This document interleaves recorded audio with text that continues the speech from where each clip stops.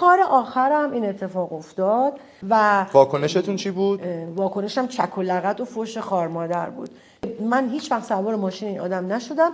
شب آخر دیدم 3 ماه 4 ماه شد ایشون 1000 تومانی به ما نداده. خیلی کار سنگینی بود و تو بری 1000 تومانی هم نگیری، خب آقا جان فی سبیل الله که کار نمیکنه. این آقا منو سوار کرد. حالا فکر کن من از همسرم به ایشون گفتم، اصلا از همسرم نگفتم، اصلا مثلا تو بگو اصلا مجردم. مجرد تو چقدر بیخودی هستی که من دارم جواب نه به تو میدم. اصلا تهش که بهش گفتم تو چقدر دوزاری و سیرابی هستی که من دارم میگم نه. اصلا گیریم که من مجرد گیریم.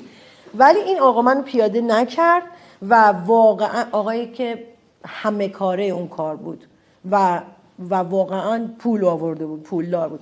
و من در نهایت گفتم آقا چی کار میکنی؟ داری کجا میری؟ رفت اتوبان امام علی، رفت فلانجا بیسارجا، یعنی از خونه ما کیلومترها فاصله گرفت.